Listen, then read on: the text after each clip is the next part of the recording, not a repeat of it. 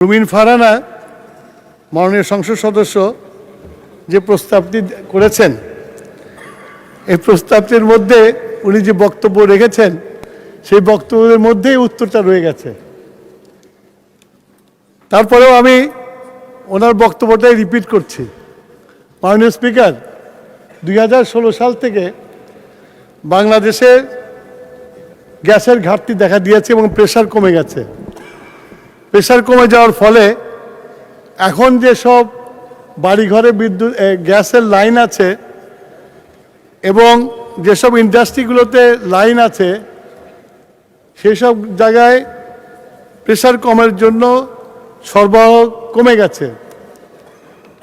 সেই জন্য আমরা এখন শুধু উৎপাদনকে চালিয়ে যাওয়ার জন্য আমরা ইন্ডাস্ট্রিগুলোকে যতখানি পারছি গ্যাস সরবরাহ করছি।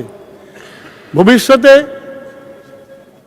এটা বলে রাখা দরকার, বিগত ফ্যাসিস্ট সরকার বাংলাদেশের গ্যাস উত্তোলনের জন্য কোনো রকম অনুসন্ধান করে নাই। আমরা এই 2 মাসের সরকার আসার পরে আমরা বাপেক্সকে শক্তিশালী করে লিলি আল্ট্রাসফট সিরাম জেল, যা গভীর থেকে স্কিনে দেয় 3 গুণ সিরাম হাইড্রেশন। সিরাম জেল হাইড্রেশনে ব্রাইট থাকো সব সিজনে। অনুসন্ধান কাজ শুরু করেছি। যদি এই অনুসন্ধানে যদি আমরা সফলকাম হই, আমি আশা করি যেসব গ্যাস কানেকশন দেওয়া আছে সেই সব জায়গায় আমরা কানেকশন দিতে পারবো, প্রেশারও দিতে পারবো। মাননীয় স্পিকার, আপনারা জানেন যে বিগত সরকার এই সেক্টরটাকে ইমিউনিটি বিল পাস করে কোনো জবাবদিহিতা করতে হবে না, এইটা করে পুরা সেক্টরটাকে আমদানি ভিত্তি করে দিয়েছে এবং বিশাল অঙ্কের বকেয়া রেখে গেছে।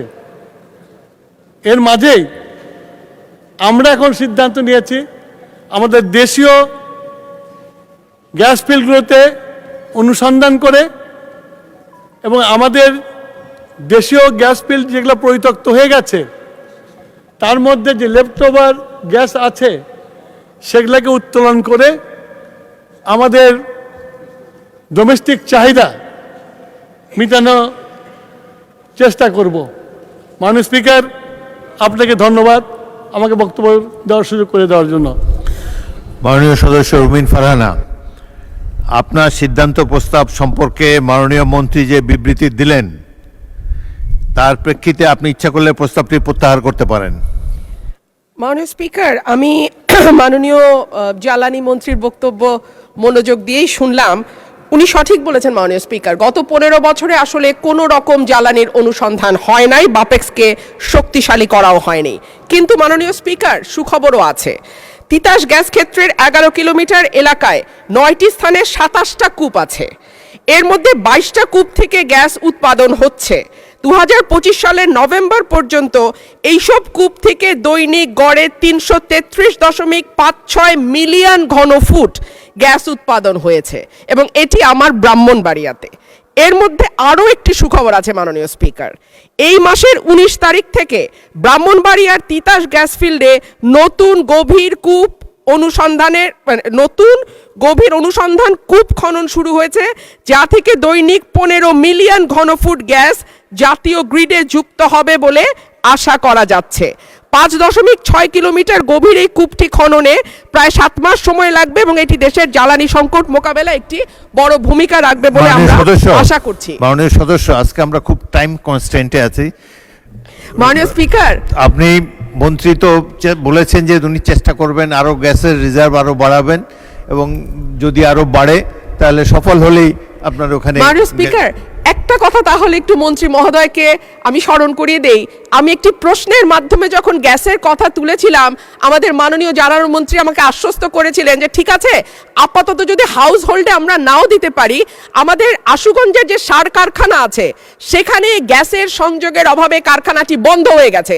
মাননীয় স্পিকার, মাননীয় মন্ত্রী যদি অন্তত সার কারখানায় গ্যাসটা দেয় তাহলে আমি আমার এলাকার মানুষের কাছে একটু মুখ দেখাইতে পারি। মাননীয় স্পিকার, ধন্যবাদ। মন্ত্রী। সার কারখানায় দিবেন আমি- কিনা? মাননীয় সংসদ সদস্য রুমিন ফারহানাকে একটা সুখবর দিতে চাই যে 1 তারিখ থেকে আমরা, যদিও বিদ্যুতের উৎপাদনে আমাদের ক্ষতিগ্রস্ত হবে, তারপরে দেশের কৃষির কথা চিন্তা করে আমরা 1 তারিখ থেকে ফার্টিলাইজার ফ্যাক্টরিতে গ্যাস দেওয়ার সিদ্ধান্ত নিয়েছি। ধন্যবাদ মাননীয় স্পিকার। আপনি কি তাহলে প্রত্যাহারের পক্ষে আছেন মাননীয় সদস্য? মাননীয় স্পিকার, এখন আর কি করা, প্রত্যাহারই তাহলে করে নেই।